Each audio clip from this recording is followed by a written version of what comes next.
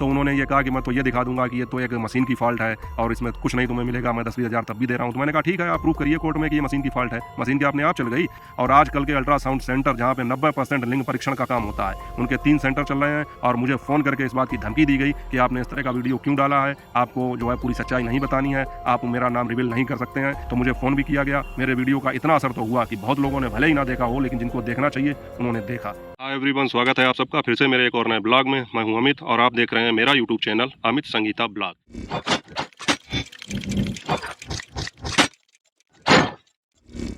दोस्तों, आज का ब्लॉग शुरू करने से पहले मैं आपसे एक बात कहना चाहूँगा कि जो लोग मेरे पिछले वीडियो को देख चुके हैं, ये वीडियो उस वीडियो का अगला पार्ट है।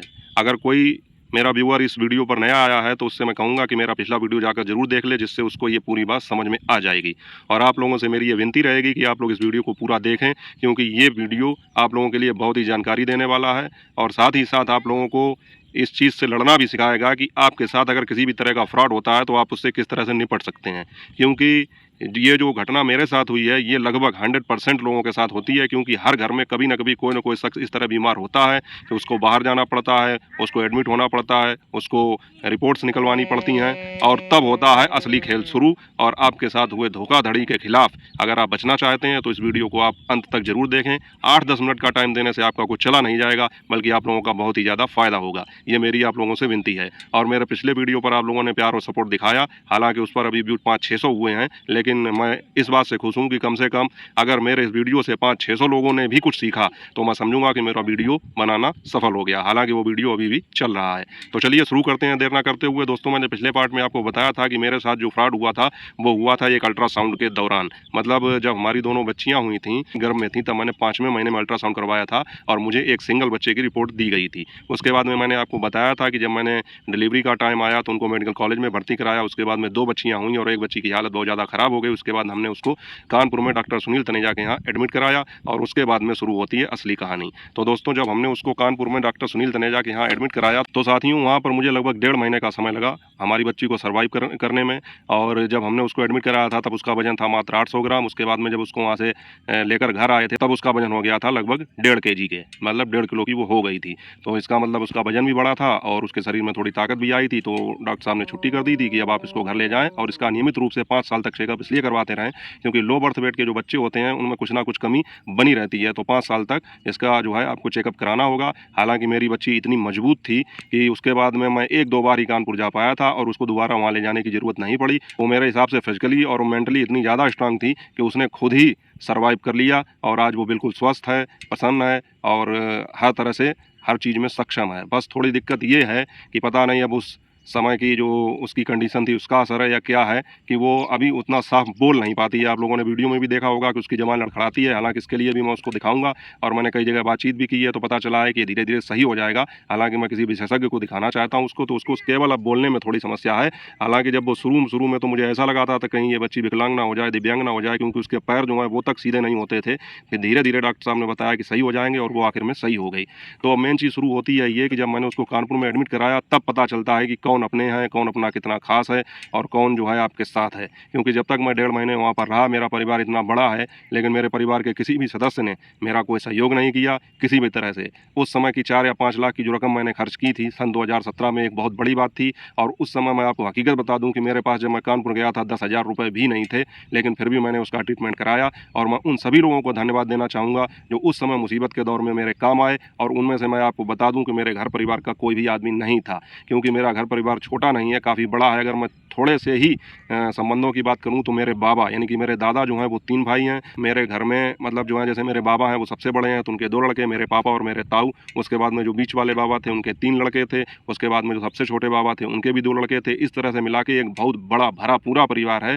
लेकिन किसी भी शख्स ने या किसी भी परिवार के सदस्य ने कानपुर में मैं 1.5 महीने एडमिट रहा, किसी ने एक फ़ोन तक करना जरूरी नहीं समझा। सहयोग की तो बात छोड़ो, शायद उन लोगों को ये भी लगा हो कि हो सकता है कि अगर हमने फ़ोन करके हाल चाल पूछ लिए तो इतना रुपया खर्च हो रहा है, कहीं हमसे रुपए ना मांग दें। और दोस्तों यही वो समय होता है जब आप समझ सकते हैं कि कौन आपके साथ है, कौन आपका कितना सगा है, कौन आपका कितना हितैषी है। और मुझे ये कहने में बिल्कुल भी संकोच नहीं है, किसी भी प्रकार की हिचक नहीं है कि ऐसे कठिन समय में मेरे साथ कोई भी परिवार का आदमी नहीं खड़ा था। और मैं बहुत आभारी हूँ उन लोगों का जो मेरे घर परिवार के ना होते हुए भी उन्होंने उस कठिन समय में मेरी मदद की और मेरी बच्ची को बचाने में अपना सहयोग प्रदान किया। मैं आजीवन उनका आभारी रहूँगा, उनका ऋण मानता रहूँगा। तो दोस्तों ये सब बातें तो चलती ही रहेंगी, यही जीवन है, यही जीवन का चक्र है। आगे की बात करते हैं। तो वहाँ पर जब 1.5 महीने रहने के बाद में जब हम लोग घर आए, फिर हम लोगों ने, वही होता है ना कि जब कोई घटना हो जाती है फिर उसके बाद में हिसाब किताब लगाया जाता है, क्या हुआ क्या नहीं हुआ।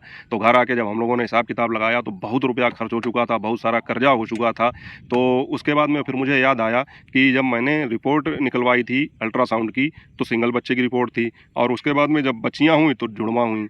तो मैंने फिर जो है पता किया इधर उधर से, अपने कुछ वकील मित्र थे उनसे भी पता किया, कोर्ट में भी जाकर पता किया। तो मुझे पता चला कि आप इस पर एक मेडिकल क्लेम का केस कर सकते हैं अल्ट्रासाउंड सेंटर पर, क्योंकि आपने 5वें महीने में करवाया था और स्थिति 3 महीने बाद ही स्पष्ट हो जाती है बच्चे की। 5वां महीना तो बहुत होता है, इसमें तो बिल्कुल क्लियर था कि आपको ये बताना चाहिए था कि उसमें 2 बच्चे हैं, उनकी उस हिसाब से देख रेख होती। अल्ट्रासाउंड सेंटर की गलती होने की वजह से, गलत रिपोर्ट देने की वजह से मैं संगीता का उस हिसाब से ख्याल नहीं रख पाया, क्योंकि अगर पता होता कि ये डबल है तो उनको इंस्ट्रक्शन दिए जाते, उनको निर्देश दिए जाते कि तुमको इस तरह लेटना है, इस तरह उठना है, इस तरह बैठना है, और उस हिसाब से उनकी दवाइयाँ वगैरह चलती। अब जैसे हम लोगों के घरों में नॉर्मल गाँव और देहातों में होता है, नॉर्मली जैसे ट्रीट किया जाता है उसी हिसाब से वो रहीं, कोई उनके लिए विशेष इंतजाम नहीं हो पाया। और इसी का ये परिणाम था कि संगीता हमेशा जो है उनकी आदत थी एक तरफ लेटने की, और वो लेटती रहीं। इसी में हमारी छोटी बच्ची जो थी सिद्धि, वो एक तरफ दबी रह गई और वो उसका विकास नहीं हो पाया, वो वजन में भी कम रही, उसके हाथ पैर भी उस टाइम पे जब हुई थी तो वो लगभग एक तरीके से ये लगता था जैसे टेढ़े हो गए हैं। और मैं वो फ़ोटो आपको दिखा नहीं सकता हूँ, पता नहीं यूट्यूब की कम्युनिटी गाइडलाइन के अनुसार कहीं कुछ गड़बड़ ना हो जाए। मेरे साथ तो अक्सर ही ऐसा हो जाता है, नहीं तो मैं आप लोगों को दिखाता कि उसकी उस समय स्थिति क्या थी। आप लोग देख नहीं सकते हैं, क्योंकि जिस समय वो हुई थी तो ऐसा लगता था जैसे किसी नहीं छोटे चूहे का या खरगोश का बच्चा होता है, इस तरीके से केवल देखने में वो लगती थी। तो उस तरह उसको जिस तरह से हम लोगों ने पाला है, हम ही लोग जानते हैं।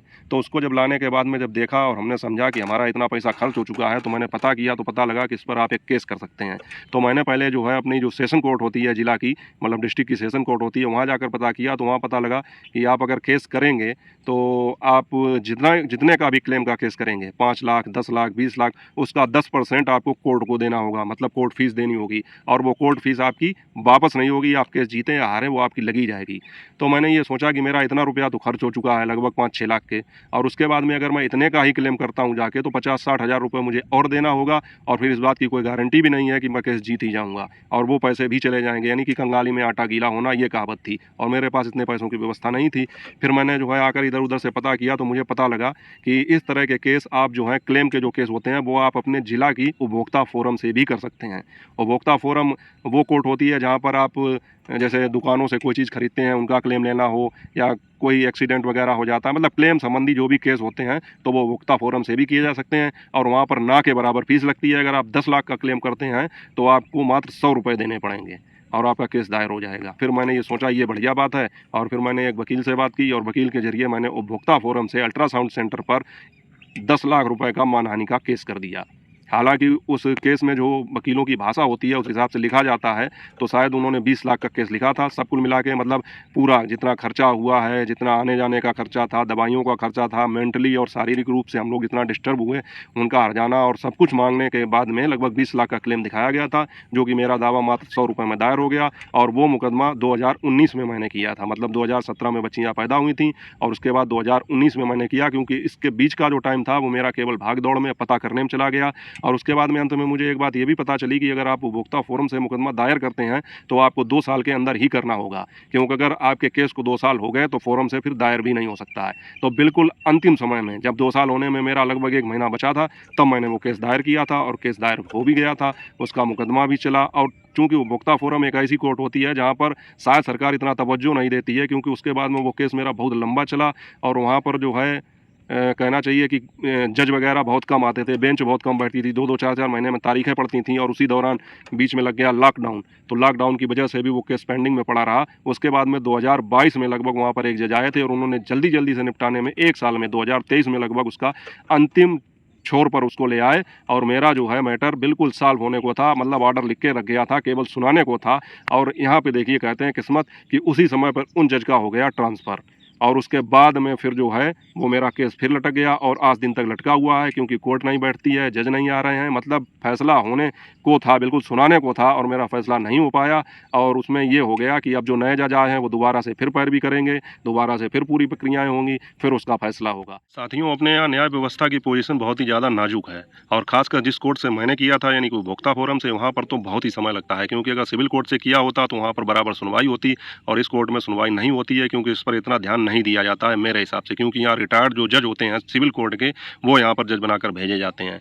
तो काफ़ी दिनों तक बेंच नहीं बैठती है, कहीं जज नहीं आते हैं। और हाँ, रिश्वत का तो इतना अंधेर गर्दी है, इतना मतलब अंधेर आलम है कि बता नहीं सकते, कि छोटे से लेकर बड़े तक, मतलब एक चपरासी से लेकर और पेशकार तक, यहाँ तक कि जज, वो भी मतलब सीधे सीधे डायरेक्ट नहीं, लेकिन अपने चपरासी से या उनके साथ में जो पेशकार लगा होता है उनसे एक तरीके से आपको पूरा इशारा देंगे कि आप आएँ और अपने मैटर को जो है समझाएं, उसके बाद में उस हिसाब से अपनी रकम तय करें, तब आपके पक्ष में फैसला दिया जाएगा। क्योंकि मेरे साथ भी ऐसा हुआ। वहाँ का जो चपरासी था वो तो इतना ज़्यादा खाऊ था कि बता नहीं सकते। जब तारीख लेने जाते थे तो उसका तो पैसा लेता ही लेता था, साथ में चाय पानी के लिए भी दो। भाई, हमारा केस चल रहा, हम पीड़ित हैं, हम वहाँ पर न्याय के लिए गए हैं कि हम तुमको चाय पानी कराने आए हैं।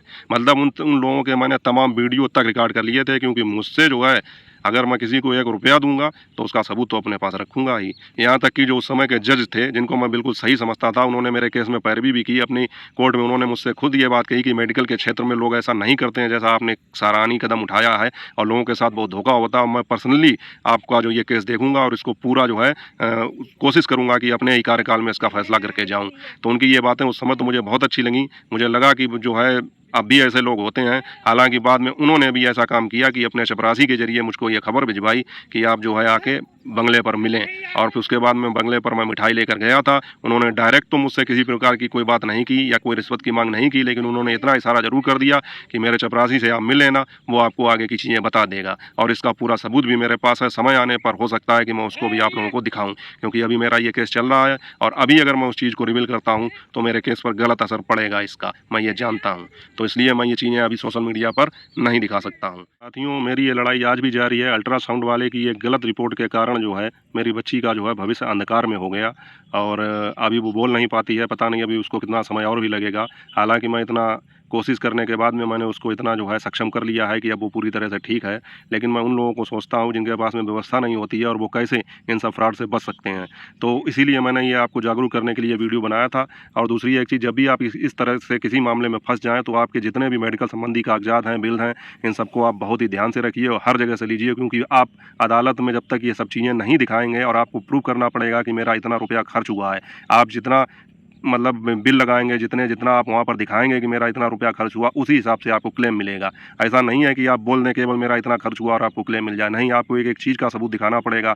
अगर आप गाड़ी किराए पर करके ले जाते हैं तो आपको दिखानी पड़ेंगी। अगर आपने कोई रिपोर्टें निकलवाई हैं, जैसे अल्ट्रासाउंड है, एक्सरा है, MRI है, ब्लड रिपोर्ट है, या जो भी जाँचें आपकी हुई हैं, उन सबके बिल्स आपको रखने होंगे, आपको दिखाने होंगे। उसके बाद में ही आपका टोटल जो अमाउंट बनेगा उस पर आपको क्लेम मिलेगा, और उसके हिसाब से आपको हर्जाना भी दिया जाएगा। तो लेकिन इन सब चीज़ों में बहुत ज़्यादा जो है झंझट करनी पड़ती है। और इन 2 वीडियो का मतलब आज ये वीडियो मैं बना रहा हूँ, इससे पहले मैंने जो एक वीडियो परसों डाला है, इसका क्या असर हुआ है मेरे साथ, वो मैं आपको बताऊंगा अगले वीडियो में। क्योंकि जिसकी मुझे उम्मीद थी वही हुआ है। इस पूरे मुकदमे के दौरान जब मैंने ये मुकदमा किया तो विपक्षी जो वकील थे, उन्होंने मुझसे कई बार संपर्क करने की कोशिश की और इस मामले को 10-20 हज़ार में निपटाने की कोशिश की। कारण ये है कि उन्हें लगता है भाई वो उनके वकील हैं तो वो तो कहेंगे ही मैं फ्री में निपटा दूंगा। तो मुझसे ये कहा कोर्ट के बाहर ही इसका 10-20 हज़ार में फैसला कर लो। तो मैंने उनसे कहा कि 10-20 हज़ार में अगर मुझे फैसला करना होता तो मैं कोर्ट केस ही क्यों करता, जहाँ पे मेरा 5 लाख 6 लाख रुपया खर्च हुआ है, 10-20 हज़ार में मैं मान जाऊँगा। तो मैंने उनको साफ मना कर दिया। तो उन्होंने ये कहा कि मैं तो ये दिखा दूंगा कि ये तो एक मशीन की फॉल्ट है और इसमें कुछ नहीं तुम्हें मिलेगा, मैं 10-20 हज़ार तब भी दे रहा हूँ। तो मैंने कहा ठीक है, आप प्रूव करिए कोर्ट में कि ये मशीन की फॉल्ट है। मशीन की अपने आप चल गई। दूसरी एक चीज़, अगर फॉल्ट अगर मशीन की है तो आप ऐसी गलत मशीन को लेकर अल्ट्रासाउंड क्यों कर रहे हैं। और आजकल के अल्ट्रासाउंड सेंटर जहाँ पे 90% लिंग परीक्षण का काम होता है, उनके 3 सेंटर चल रहे हैं और मुझे फ़ोन करके इस बात की धमकी दी गई कि आपने इस तरह का वीडियो क्यों डाला है, आपको जो है पूरी सच्चाई नहीं बतानी है, आप मेरा नाम रिवील नहीं कर सकते हैं। तो मैं ये देख रहा हूँ कि इसका सब टोटल मेरे वीडियो का क्या असर हो रहा है, और अगले वीडियो में अगर ज़रूरत पड़ी तो मैं उन सब सेंटरों का नाम भी रिलीज़ करूँगा और सबूत भी आपको दूंगा कि वहाँ पर इस तरह के काम होते हैं या नहीं होते हैं। हालांकि घर परीक्षण का सबूत मैं नहीं दे पाऊंगा, लेकिन वो सबूत मैं ज़रूर आपको दिखा सकता हूँ जो मेरे साथ घटना हुई है कि मुझे सिंगल बच्चे की रिपोर्ट मिली है या नहीं मिली है और जिसका ये केस चल रहा है। तो मुझे फ़ोन भी किया गया, मेरे वीडियो का इतना असर तो हुआ कि बहुत लोगों ने भले ही ना देखा हो, लेकिन जिनको देखना चाहिए उन्होंने देखा। तो आप लोगों से मैंने इसीलिए मदद मांगी थी कि सोशल मीडिया एक ऐसी चीज़ है कि जिस पर अगर घटना का जिक्र हो जाता है तो उसका असर बहुत ज़्यादा दूर तक होता है और उसके कई ऐसे मामले सामने आए हैं। यहाँ तक कि इससे पहले मेरे चैनल पर जो भी वीडियो पढ़ते रहे और जो भी घटनाएं हुई जिनके खिलाफ मैंने आवाज़